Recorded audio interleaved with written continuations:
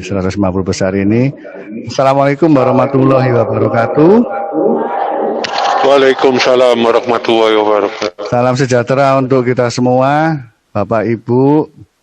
Matur nuwun atas kehadirannya, meluangkan waktu untuk dalam acara ini. Matur sembah nuwun. Juga sekali lagi saya juga sampaikan selamat kepada Bapak Ibu sekalian yang telah berhasil masuk dalam 150 besar tahapan dari SSC. Sekali lagi saya mengucapkan selamat kepada Bapak Ibu sekalian. Dan saya juga mengucapkan matur nuwun sangat atas partisipasinya sampai saat ini. Semoga partisipasi Bapak Ibu memberikan warna dan juga memberikan berkah dan manfaat untuk kota Surabaya. Amin. Baik Bapak Ibu sekalian yang saya hormati, terkait dengan 150 besar SSC ini nanti kami dibantu juga oleh Bapak Wawan Some dari praktisi dari Nol Sampah, kemudian Bapak Sunu selaku akademisi yang nantinya akan memberikan masukan atau memberikan input kepada Bapak Ibu supaya Bapak Ibu nanti lebih bersemangat untuk mencapai ke tahapan berikutnya. Mungkin seperti itu. Adapun tahapannya Bapak Ibu dalam 150 besar ini hari ini kita lakukan workshop yang kedua 150 besar, kemudian rencana tanggal 22-23 Oktober. Dari yang 150 besar itu kita salurkan untuk dana pembinaan tahap 2 pada tanggal 22 dan tanggal 23 Oktober 2020, kemudian dilakukan penjurian lapangan yang semula mungkin selama ini kami banyak virtual dan lain sebagainya.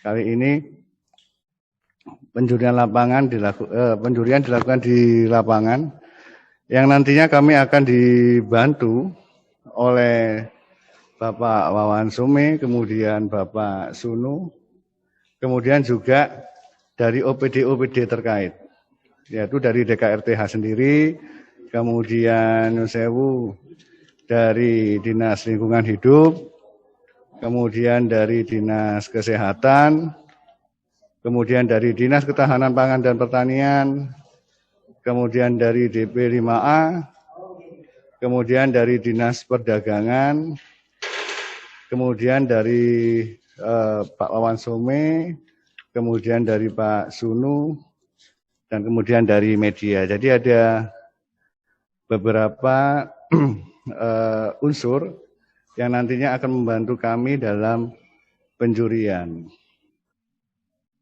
Adapun deskripsi apa saja yang akan dilakukan penjuriannya, kami kemarin sudah membuat forum penjurian dan sudah kami sampaikan kepada korwil-korwil Bapak Ibu sekalian. Mungkin ada yang sudah sampun sudah mengetahui atau mungkin juga banyak yang belum mengetahui. Mungkin akan nanti lebih jelasnya akan diterangkan lebih lanjut, dan juga apabila kurang jelas dapat dikomunikasikan dengan Bapak Ibu Korwil yang di wilayahnya jenengan-jenengan atau langsung pada kami terkait dengan kategori, kemudian deskripsi apa saja yang akan dinilai, kemudian berapa poin-poinnya untuk dari masing-masing OPD. Tadi masing-masing OPD atau masing-masing dinas itu mempunyai kriteria-kriteria tertentu yang akan dinilai. Jadi masing-masing itu akan sesuai dengan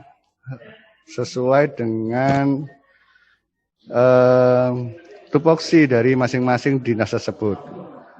Untuk DKRTH nanti ada kriteria tersendiri, kemudian dari Dinas Lingkungan Hidup juga sama, ada penilaian tersendiri, kemudian dengan Dinas Kesehatan, dan kemudian dari teman-teman OPD yang lain. Diharapkan teman-teman Bapak Ibu sekalian yang sudah masuk 150 besar tetap bersemangat ya Bapak Ibu. Kami harapkan demikian, dan kami berharap juga apa yang telah diusahakan oleh Bapak Ibu sekalian juga akan membawa kota Surabaya ini menjadi semakin smart dalam healthy, smart dalam environment dan lain sebagainya. Mungkin seperti Bapak Ibu sampun mengetahui. Mungkin seperti itu pembukaan dari kami Bapak Ibu sekalian. Mungkin akan segera dilanjutkan oleh Bapak Wawan Some yang nantinya semoga menginspirasi dari Bapak Ibu sekalian untuk semakin bersemangat untuk mengikuti tahapan-tahapan lebih lanjut dalam SSC ini. Terima kasih. Assalamualaikum warahmatullahi wabarakatuh. Waktu kami persilahkan untuk Bapak Wawan Some. Matur nuwun. Pak Sunu dulu. Oh ya. Mohon maaf Bapak Ibu, Pak Sunu dulu yang akan menginspirasi Bapak Ibu sekalian. Matur nuwun. Pak.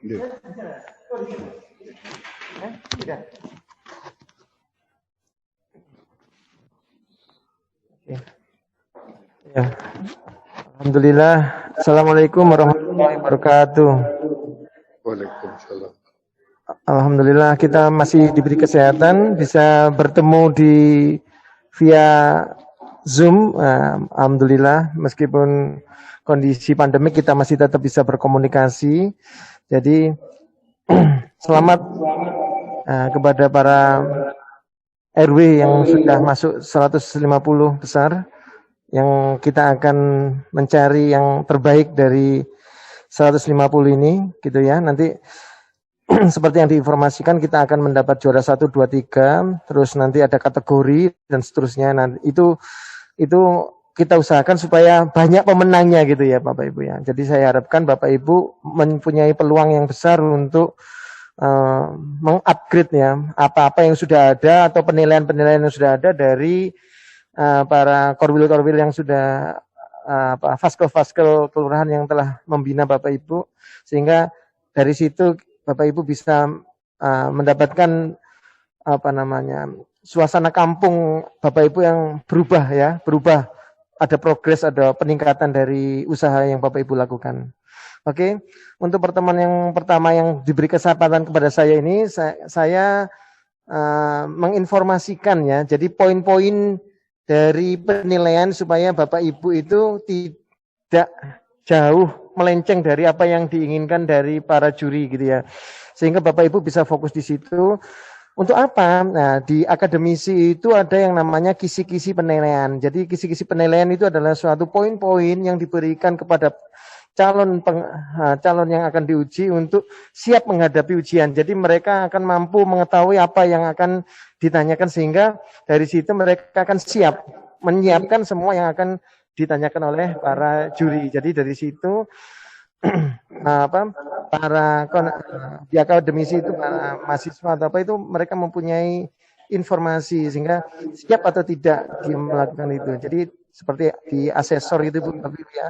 Di asesor itu mereka diberi materi, kalau ditanya apakah Anda mampu menjalankan contohnya apa ya, traktor. Nah, kalau ditanya tidak bisa menjalankan berarti dia tidak kompeten, tidak usah diuji berarti gitu ya Bapak Ibu ya.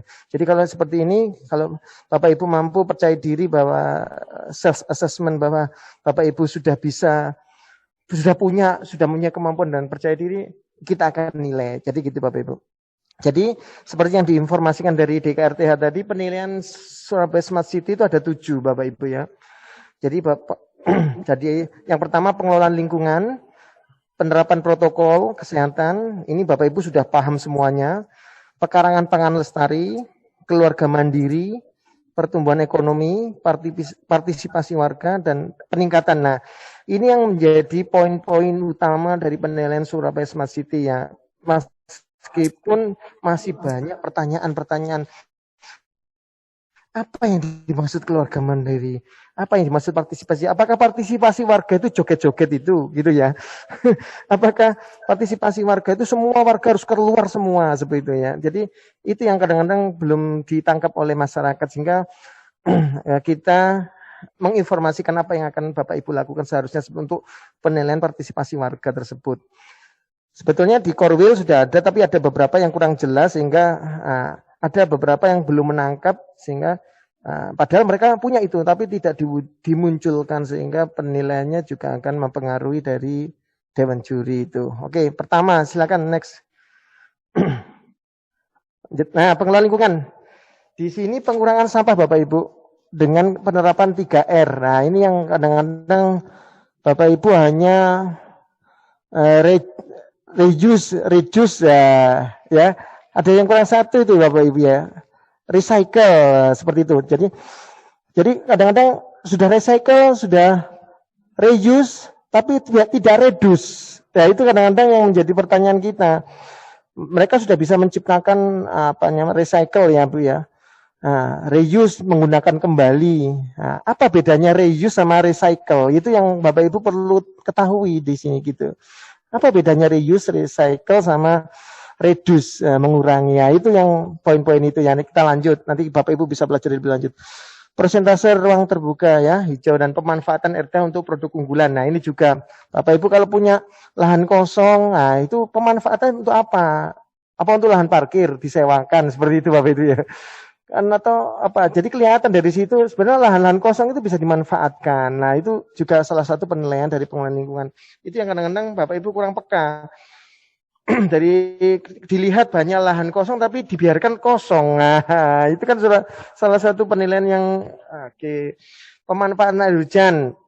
Ini kita sekilas ya, cepat ya Bapak Ibu ya, karena banyak penilaian pemanfaatan air hujan. Ini juga menjadi permasalahan. Biasanya air hujan itu kan Surabaya tahu sendiri panas Bapak Ibu ya. Panas, air curah hujan rendah.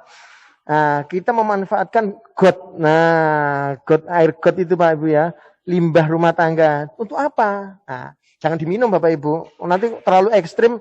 Ini kami mengelola instalasi pengolahan air limbah rumah tangga untuk diminum kembali. Wah, luar biasa. Saya langsung tidak percaya itu gitu.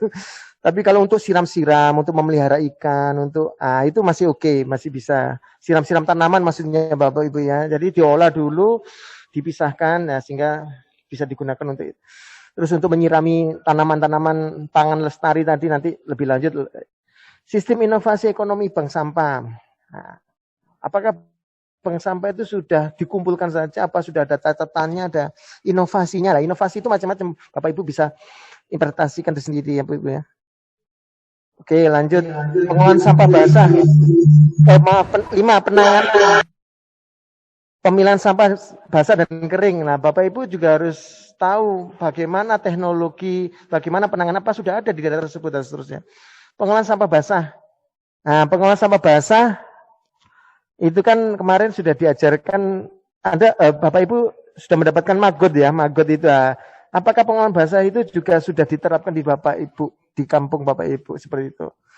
Pemanfaatan sarana dan prasarana kebersihan. Layanan kebersihan swadaya. Nah, ini apakah sampah-sampah yang dikeluarkan Bapak Ibu itu sudah swadaya masyarakat ataukah masih dari pemerintah, ataukah Bapak Ibu kelola sendiri dan seterusnya? Itu yang jadi pengelolaan lingkungan. Lanjut. Protokol kesehatan. Nah, ini yang poin kriteria kedua Bapak Ibu. Upaya warga melaksanakan 5M. Nah, ini juga akan dilakukan penilaian. Memakai masker, mencuci tangan, menjaga jarak, mengukur suhu, media informasi. Ya. Ini perlu, apakah Bapak Ibu sudah lengkap ini semuanya? Hanya kalau dilihat hanya upaya itu kan maksudnya usaha kan Bapak Ibu. Jadi Apa wujudnya? Bisa berbentuk himbauan, bisa berbentuk tulisan, bisa berbentuk gambar, bisa berbentuk stiker itu ya, stiker atau tulisan-tulisan seperti itu boleh lah. Nanti itu wujud dari upaya warga untuk merasakan 5M. Yang dua, apakah Bapak Ibu sudah di kampungnya sudah melakukan pembuatan sprayer, penyemprotan, gitu ya. Kampung tangguh, apakah ada open defecation free, ada WC yang langsung ke sungai, itu ya. Terus jentik-jentik di dalam rumah, itu salah satunya protokol kesehatan. Next, Ibu. Nah, pekarangan pakan lestari. Pakan lestari itu pemanfaatan pekarangan, Bapak Ibu ya. Jadi ini yang untuk ketahanan pangan. Jadi mungkin nanti dinilai oleh pertanian. Dari pihak pertanian yang ketahanan pangan itu adalah bagaimana Bapak Ibu memanfaatkan lahan-lahan yang kosong tadi untuk konsumsi sendiri maupun untuk konsumsi di luar kampung Bapak Ibu. Waktunya cukup, Pak ya. Yang pertama adalah pemanfaatan pekarang sebagai kebun mini. Nah, ini kebun mini dimanfaatkan untuk tanaman jangka panjang atau jangka pendek. Itu kelihatan sekali Bapak Ibu kalau Bapak Ibu sudah memanfaatkan pekarangan sebagai kebun mini. Dari situ kelihatanlah sayuran-sayuran itu baru ditanam apa sudah tumbuh gitu ya Bapak Ibu. Jadi tidak bisa dipaksakan, tancap-tancapkan kelihatanlah layu dan seterusnya. Jadi itu salah satunya kelihatan. Apakah digunakan sebagai tanaman hias atau bunga-bunga penyejuk yang lainnya? Oke, lanjut. Sebagai apotek hidup, nah ini juga kelihatan bermacam-macamnya jenis-jenis obat-obatan yang bermanfaat untuk kesehatan seperti jahe, kunyit, seledri itu ditanam juga apa enggak di situ? Itu kita akan nilai seperti itu. Lanjut. Nomor 3, pemanfaatan pekarangan sebagai tempat wisata. Tempat wisata itu bukan wisata yang bayar itu Bapak Ibu ya. Artinya tempat santai bagi masyarakat kampung tersebut atau di gang tersebut untuk duduk-duduk, untuk anak-anak bermain, lingkungannya sejuk. Nah, itu apakah Bapak Ibu sudah ada seperti itu di kampungnya? Jadi tempat-tempat untuk kumpul bagi para penghuni di situ gitu ya. Lanjut. Sebagai sarana olahraga, apakah di tempat itu juga ada sarana olahraganya untuk bapak-bapak atau ibu-ibu yang kumpul di sekitar tanaman-tanaman tersebut yang lahan-lahan kosong itu? Nah, seperti itu ya Bapak itu. Lanjut Mas. Lanjut. Nah, kampung mandiri. Nah, ini banyak pertanyaan di sini. Apa yang dimaksud mandiri di sini? Ya, saya definisikan kampung yang bisa memenuhi kebutuhannya sendiri dan tidak semata-mata tergantung dengan bantuan dari tempat lain. Jadi swasembada, Bapak Ibu bisa menghasilkan atau mewujudkan keinginan sendiri tanpa dari bantuan dari pihak lain gitu ya Pak ya, baik dari negara maupun dari kampung yang mampu mengatur dan membangun dengan memaksimalkan potensi. Ya, jadi potensinya Bapak Ibu apa di kampung tersebut dan mampu masyarakat untuk tidak tergantung pada pihak luar. Oke ya, jadi kampung yang bisa memenuhi kebutuhannya sendiri, baik itu pangannya, baik itu sampahnya, baik itu kemandirian ekonominya, jadi tidak tergantung dengan tempat lain. Next. Yang perlu diperhatikan dalam kampung mandiri adalah masyarakat untuk bertahan hidup di tengah pandemi COVID-19. Bagaimana Bapak Ibu di kampung tersebut mampu bertahan hidup di tengah pandemi COVID? Itu bisa untuk kesehatan dan ekonomi juga Bapak Ibu dilihat. Secara ekonomi bagaimana dengan adanya pandemi ini, apa yang telah kampung Bapak Ibu lakukan, untuk kesehatan bagaimana, untuk bertahan hidup, untuk makanan bagaimana, untuk bertahan hidup, untuk lingkungan bagaimana, untuk keamanan bagaimana, itu mandiri, salah satu mandiri Bapak Ibu. Di tengah pandemi COVID-19 ini. Bukan hanya kesehatan saja, tapi keamanan, ekonomi, itu Bapak Ibu ya. Belum Mas. Sebelumnya memberdayakan warga sekitarnya. Nah ini, apakah kampung Bapak Ibu itu sudah mempunyai program yang memberdayakan warga sekitar? Jadi kampung Bapak Ibu itu sudah bukan hanya untuk warga itu sendiri, tapi untuk warga yang sekitarnya. Apakah memberikan manfaat? Nah, apakah dengan keberadaan Bapak Ibu di situ itu sudah ada bantuan keluar. Nah, itu berarti menunjukkan Bapak Ibu sudah mandiri. Orang yang keluar kampung yang sudah mandiri itu yang mampu menjadi mitra dari kampung yang sebelahnya atau kampung mitra yang dari tempat yang jauh sebagai motivator atau fasilitator, gitu ya. Lanjut. Pertumbuhan ekonomi. Nah, ini juga salah satu kriteria yang akan dinilai, yaitu adanya produk unggulan dari yang dihasilkan Bapak Ibu. Produk-produk unggulan apa saja yang bisa ditawarkan dari kampung itu yang menjadi poin-poin. Tersedianya bahan baku lokal. Oke. Apakah produk unggulan yang Bapak Ibu tawarkan ke kami itu berasal dari tempat lain atau dari kampung Bapak? Itu salah satu gabungan dari pertumbuhan ekonomi dan kemandirian kampung. Jadi bahan baku lokal itu juga berasal dari kampung tersebut, bukan dari tempat lain. Itu yang perlu salah satu penting. Keterlibatan warga berwirausaha pastilah. Nah, ini juga ada kemandirian ekonomi, pertumbuhan ekonomi, legalitas usaha. Itu juga menunjukkan bahwa usaha Bapak Ibu itu taat pada peraturan. Jadi pertumbuhan ekonominya berarti baik Bapak Ibu ya. Legalitas usaha itu usaha yang berbadan hukum ya, paling tidak ada izinnya gitu ya, ada izinnya, sehingga dari situ menunjukkan bahwa produk Bapak Ibu itu mempunyai usaha yang diakui oleh negara gitu ya Bapak, maupun oleh pemerintahan lah, jangan sampai negara, pemerintahan Kota Surabaya gitu ya. Jangkauan pemasaran produk. Nah, dari sini juga Bapak Ibu bisa menceritakan bahwa pemasaran produk Bapak Ibu itu sudah seberapa luas. Lebih-lebih ada poin yang bagus kalau sampai ke luar negeri ya, seperti itu ya. Pemanfaatan teknologi dalam pemasaran. Nah, dari sini kalau pemasarannya sudah menggunakan online, itu Bapak Ibu menunjukkan bahwa pertumbuhan ekonomi itu cukup bagus karena pangsa pasarnya lebih luas. Ya, itu next 6. Partisipasi warga. Nah, ini salah satu poin juga adalah yang seperti di awal pertemuan tadi saya apakah tari-tarian warga di depan kampung itu menyambut para juri itu termasuk partisipasi ya. Kita lihat partisipasi warga dalam rangka pembelajaran online.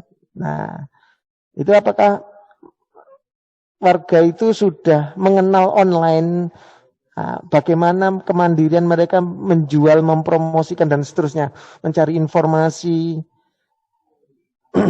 ya, keterlibatan warga dalam upaya mencegah penyebaran COVID. Nah, apakah warga itu juga hanya tertentu saja, hanya petugas saja yang menjaga atau mencegah penyebaran COVID? Apakah semua warga ikut terlibat? Nah, gitu ya. Dalam upaya menjaga ekonomi lingkungan. Nah, ini ekonomi juga perlu dijaga oleh warga.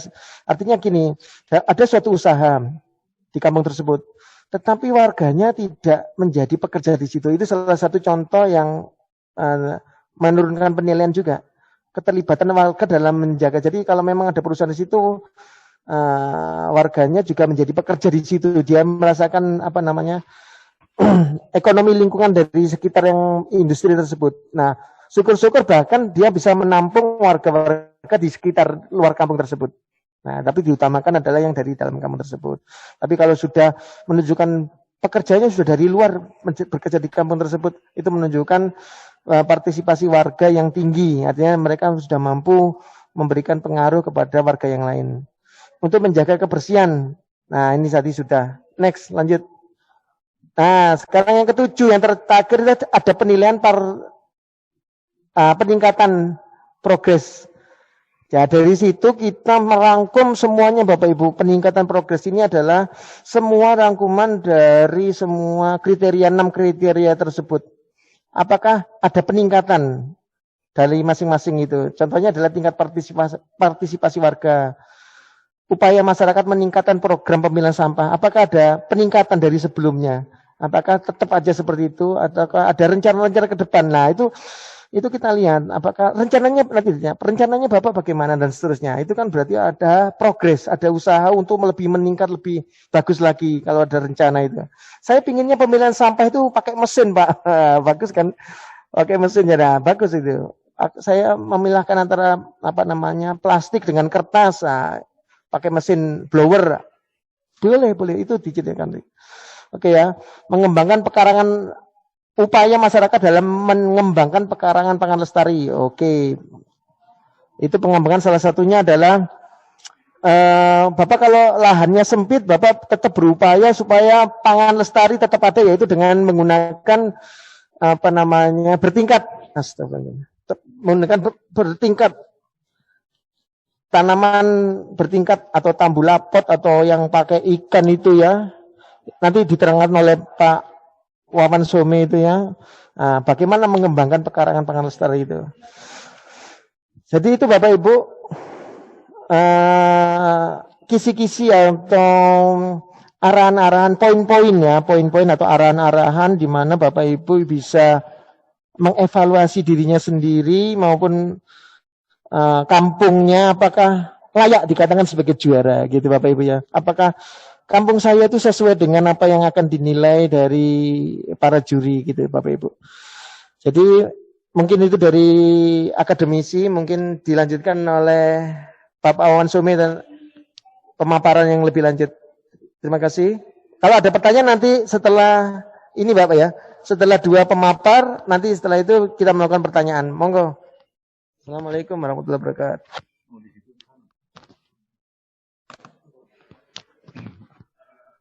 Ya, terima kasih. Assalamualaikum warahmatullahi wabarakatuh. Selamat kepada kampung-kampung yang sudah masuk 150 besar.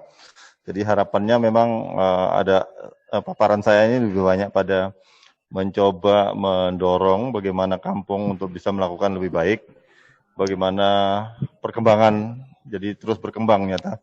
Karena ada kriteria juga kan, ada kriteria penilaian yaitu ada progres. Bagaimana dulu ketika pertama ikut, kemudian masuk 50 besar, 500 besar, kemudian sekarang 150. Nah, ada progres seperti itu ya.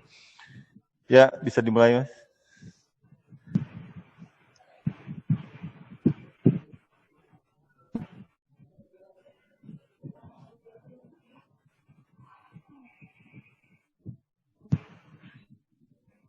Nah, ini terus lanjut aja, Mas. Apa inovasi yang bisa Bapak Ibu lakukan? Pertama, saya cuma ngomong gini. Selama ini perhatian kita selalu balik dulu, Mas. Balik belum. Nah, perhatian kita kan selama ini lebih fokus kadang ke sampah-sampah kering, sampah organik, ada bank sampah dan segalanya kan. Saya cuma ingin nyampaikan bahwa satu orang di Indonesia itu ngasilin 1 kilo sampah. 60% dari sampah kita itu adalah organik. Dan 44%-nya itu adalah sisa makanan. Nah, ini yang sering kita buang kan selama ini kemana-mana, itu justru yang buat jadi masalah sebenarnya di rumah. Karena kalau itu ditumpuk di tempat sampah, dibuang, itu yang justru menimbulkan bau dan segalanya. Nah, pertanyaannya, pengolahannya bagaimana? Kadang di kampung ini seringnya bilang, oh kami sudah punya komposter, kami sudah punya biopori, ada rumah kompos, ada sistem lubang dan segalanya. Nah, ada cara-cara bagaimana, nanti jurinya biasanya akan tanya, kalau misalnya logikanya 50 kakak, misalnya, kalau asumsinya 1 kakak 4 orang, maka misalnya ada 200, kalau 200 ini berarti sampah yang dihasilkan sekitar 200 kilo. Tapi kalau di kampung itu hanya ada 4 komposter, 10 lubang biopori, ya sesuatu yang aneh sebenarnya.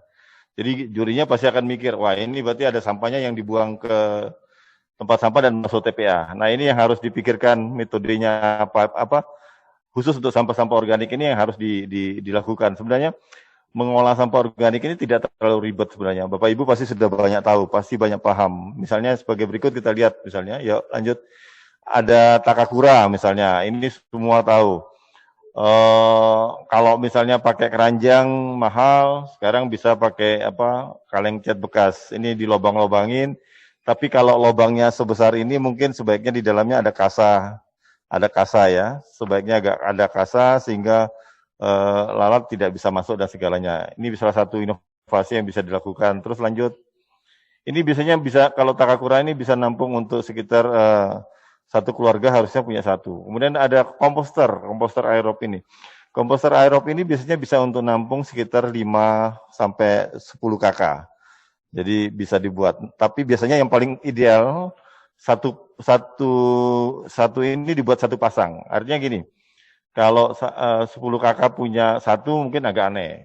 Tapi kalau 10 kakak punya dua, satu dipenuhkan, kemudian setelah penuh dibiarkan, maka kemudian nanti yang penuh menunggu 1-2 bulan dia bisa panen. Jadi saling gantian. Ini yang ideal. Jadi seharusnya komposter ini semestinya sepasang seharusnya. Idealnya seperti itu. Terus lanjut.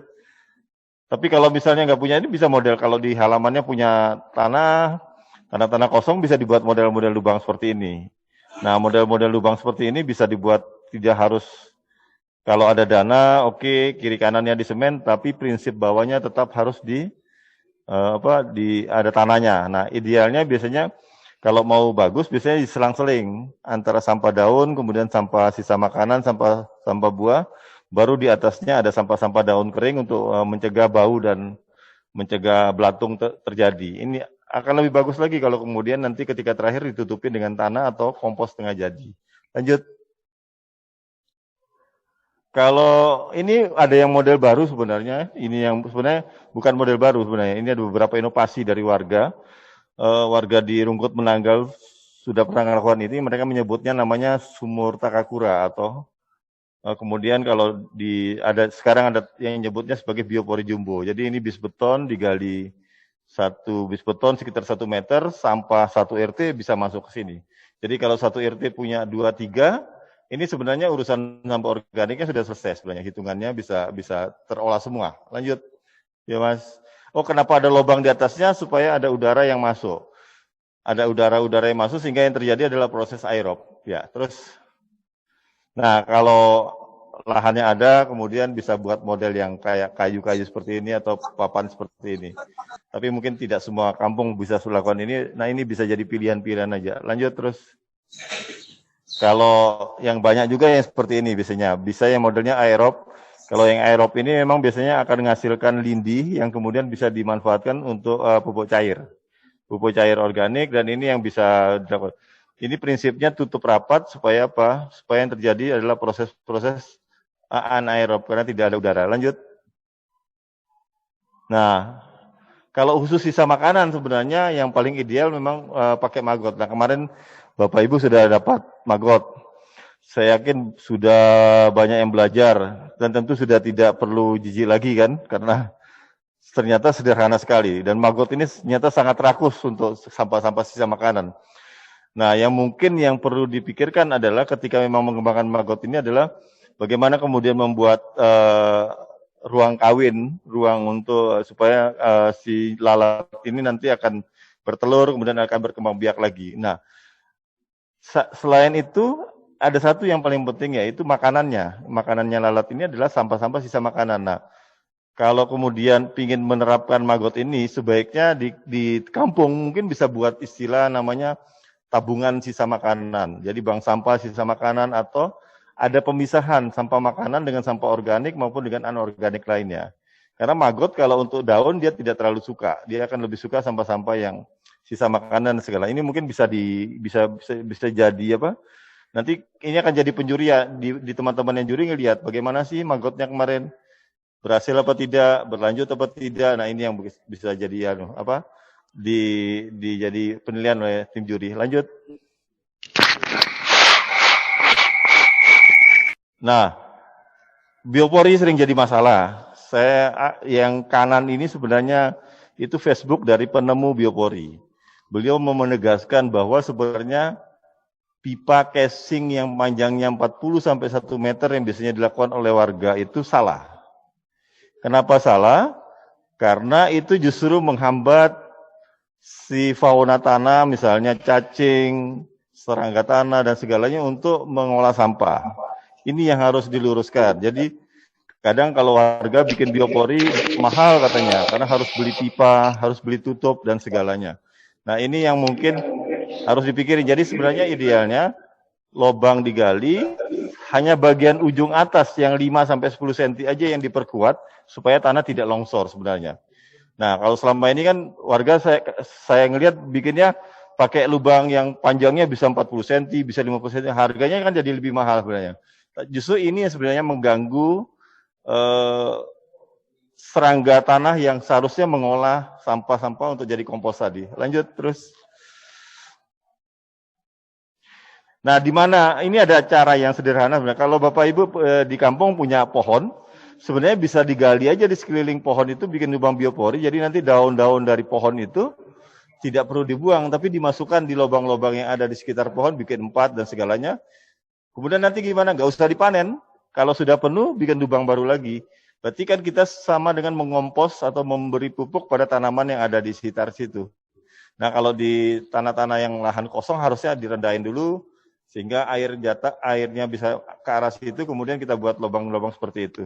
Terus lanjut, yang sering jadi masalah selain casing tadi adalah penutup.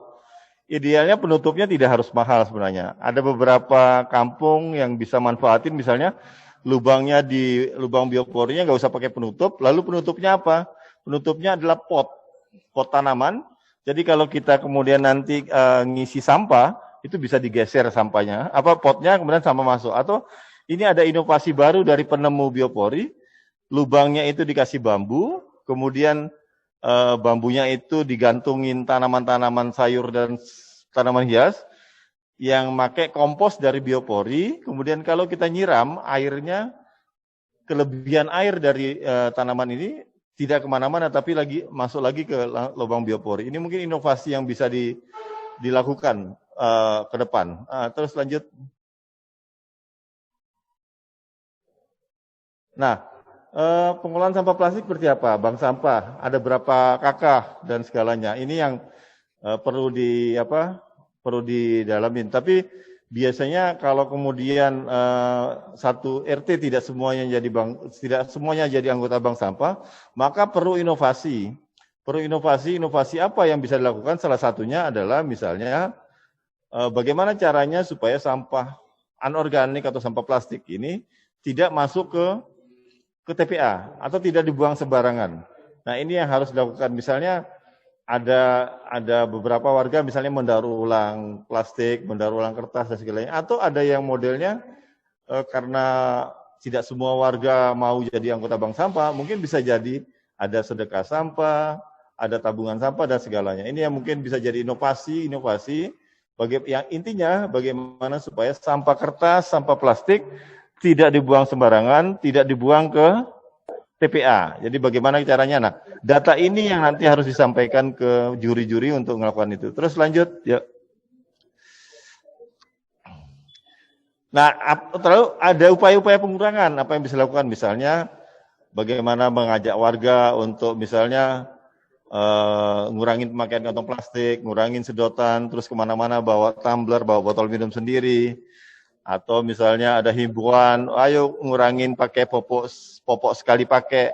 Karena popok sekali pakai kan ternyata salah satu dampaknya itu ikan di kali berantas, ikan keting, ikan baung, ikan apa itu ternyata makan popok sekarang. Bahkan kupang itu ketahuan kalau mengandung mikroplastik, salah satunya popok. Ya, lanjut.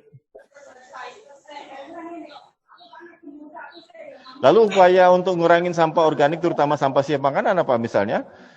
Di kampung ada upaya-upaya mengajak kalau pertemuan jangan lagi pakai kotakan tapi makan prasmanan, kemudian bisa bawa tempat makan sendiri sehingga jauh lebih hemat, tidak menghasilkan sampah dan segala. Ada pembiasaan seperti itu. Kemudian ada gerakan misalnya, yaitu gerakan apa? Makan secukupnya dan habiskan misalnya. Ini himbauan-himbauan. Nah, kalau misalnya warga di kampung semuanya makan secukupnya dan tidak menghabiskan makanannya, maka nggak akan ada sampah sisa makanan. Padahal tadi kita tahu 44% sampah kita adalah sisa makanan. Jadi kalau ini terjadi, maka kita sudah bisa mengurangi banyak sampah yang bisa kita lakukan, yang kita buang ke TPA dan segalanya. Sepele sebenarnya tumpukan sampah sisa makanan ini kalau ditumpuk dia akan menghasilkan gas rumah kaca. Indonesia adalah negara juara 2 dunia pembuang sampah makanan. Itu kita kalah dengan, kita rata-rata satu orang di Indonesia itu buang sekitar 300 kilo per tahun.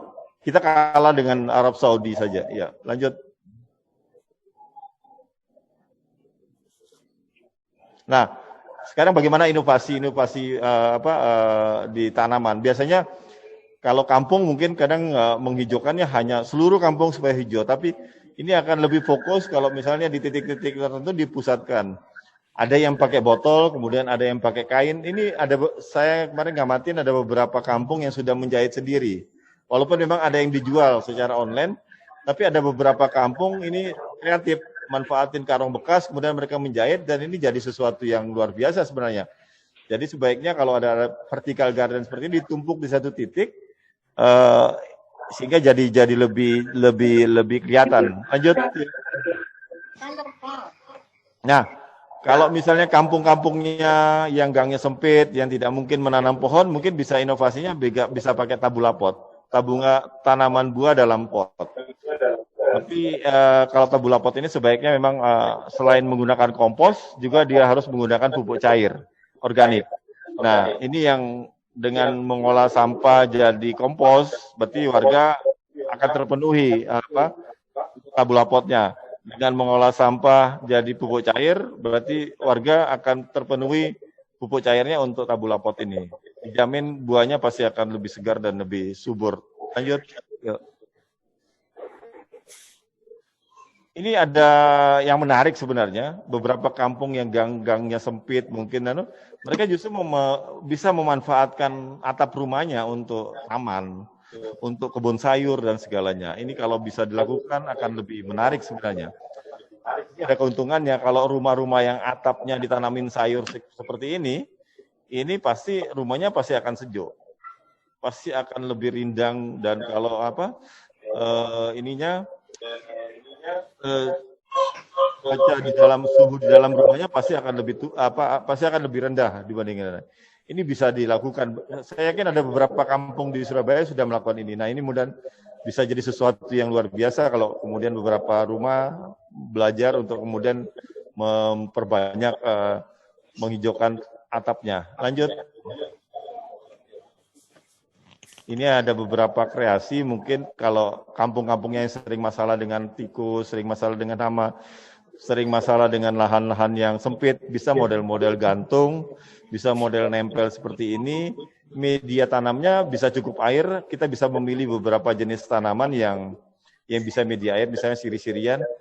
Ini juga bisa manfaatkan barang bekas. Ini ada satu metode misalnya yang baru, itu modelnya terbalik. Jadi nanamnya terbalik. Jadi ujung tanamannya di bawah, dia akan terbalik naik ke atas. Ini bisa untuk mencegah hama, kemudian untuk memanfaatkan kampung-kampung yang lahan-lahan yang sempit di kampung. Lanjut, yuk. Nah, ini bisa pakai media air dan segalanya. Ini akan menarik kalau kemudian jadi sesuatu yang lebih indah, kalau ada ikannya akan lebih asik, jadi anak-anak jadi bisa lebih belajar, anak-anak bisa lebih asik untuk melakukan ini. Ya, lanjut. Media tanamnya bisa air. Nah, ini ada apa yang bisa dilakukan misalnya untuk pangan lestari, ada beberapa. Kayak biasanya nanam-nanam biasa, sekarang ada beberapa aplikasi yang bisa dilakukan, misalnya budidaya budidaya ikan dalam ember misalnya. Ini bisa ditanamin kangkung, tapi kemudian ada ikan di bawahnya, yang biasanya selalu dipakai ikan lele, ikan nila, atau mungkin ikan jenis lainnya. Tapi ada sesuatu yang lain misalnya, yaitu aquaponik misalnya. Jadi sistemnya hidroponik, tapi kemudian ada ikan di bawahnya dengan model tong, model terpal, kolam terpal dan segalanya. Airnya disirkulasikan sehingga nggak perlu pakai larutan AB mix, tapi dia bisa hanya dari mengandalkan unsur hara dari pangan. Ada satu teknik yang baru misalnya, yaitu hidroganik. Itu artinya kita nanam dalam tanaman dengan pot atau dengan polybag, kemudian kita selalu nyiram pakai pupuk organik, terus di bawahnya ada air. Kenapa? Ada air, jadi kita nggak perlu nyiram lagi, karena airnya sudah ketarik untuk akar. Nah, ini yang model yang sebelah kanan ini yang bisa dilakukan, bisa dengan model satu ember ini atau model banyak. Nah, yang menarik nanti akan jadi penilaian dari pangan lestari ini adalah akan dihitung kebutuhan pangan di kampung itu cukup apa enggak. Terus nilainya akan lebih bagus lagi ketika produk-produk pangan tadi hanya untuk dimakan untuk sayuran, atau ada yang jadi olahan, atau bisa disebarkan dan segalanya. Misalnya ini yang jadi nilai-nilai lebih ketika nanti kita akan jurinya untuk akan menilai yang di pangan Lestari tadi pangan keluarga. Terus lanjut. Nah, protokol kesehatan pasti masih seperti apa? Kampung. Yang menarik mungkin pencatatan tamu. Pencatatan tamu ini penting untuk nanti ketika ada tracing dan segalanya. Penyemprotan rutin. Nah, ini penyemprotan rutin saya yakin paling banyak dilakukan. Tapi mungkin perlu inovasi. Misalnya bagaimana partisipasi warga terlibat untuk memenuhi bahan baku untuk penyemprotan misalnya. Atau ada beberapa kampung yang memproduksi disinfektan sendiri, misalnya dia bisa pakai tanaman serai dan segalanya, ini akan jadi nilai-nilai lebih ketika nanti jurinya akan menilai. Terus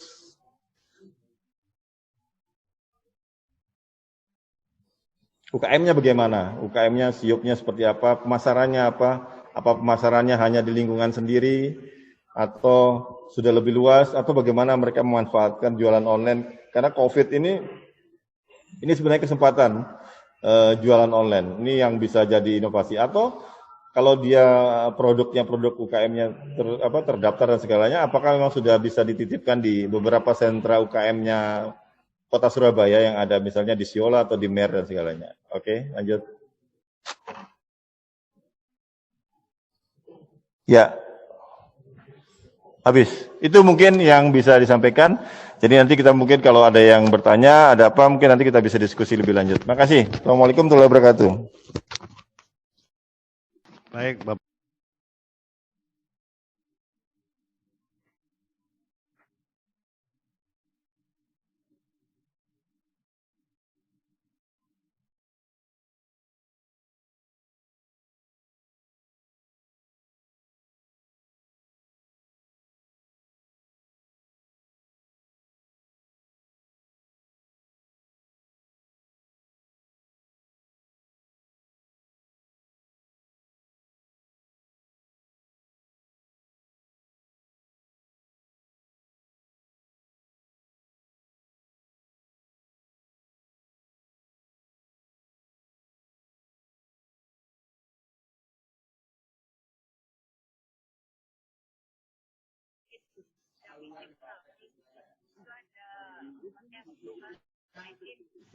Dua